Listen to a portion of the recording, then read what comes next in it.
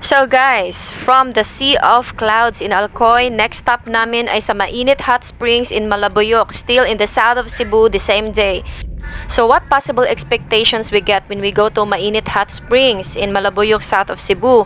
Of course, it is very calming and relaxing. It will give you a sense of peace with nature. Next, if you don't have a vehicle, you will have to trek 10 to 15 minutes going there. Locals believe there that the warm water produced by the spring has the therapeutic effects, especially for your joints, and it's also good for blood circulation. Hot degree runs 42 to 44 and the hottest is 50. Parking fee 20 to 50 pesos. We're finally here, guys, and the last time I visited this spring was I think 6 years ago, and the experience I had before was super great and super thumbs up.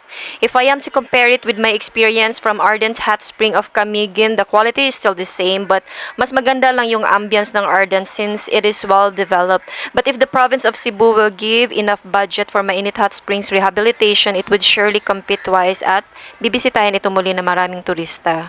Medyo nagulat nga ako sa sitwasyon ng Mainit Hot Spring kasi it looks no longer the same the first time I visited the place. Sabi ng mga taga rito, nasira daw ang landscapes at rock-mounted pools dahil sa binabaha daw ito at nadadaanan ng mga bagyo, and until now, hindi pa napapaayos.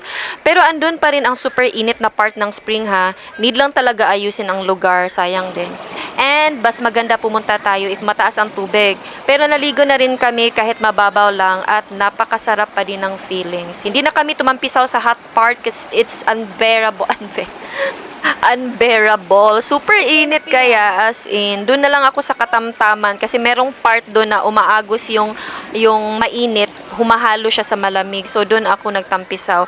While sila Ethan at yung husband ko at si Sofia, doon lang sila sa malamig na part. So nakikita nyo sa video yan, yung hottest part, yung my hole. 50 degrees ata ang init doon. At yan, yung nakikita nyo sa video ay 42 to 44 ang init. Mainit talaga siya, guys. Hindi ko kinaya. Tinry ko talagang i-touch siya pero hindi. Parang makakaluto ka ng egg dyan. At yung malamig na part ay yan yung nakikita nyo sa video ngayon. So, super lamig. Kung meron kang stress kapag naligo ka dyan, kahit taga-tuhod lang ang tubig na yan, naku, para ka talagang marirelieve. I just hope mabigyan ng pansin ang Mainit Hot Spring at ma-well developed because babalik at babalik talaga kami dito.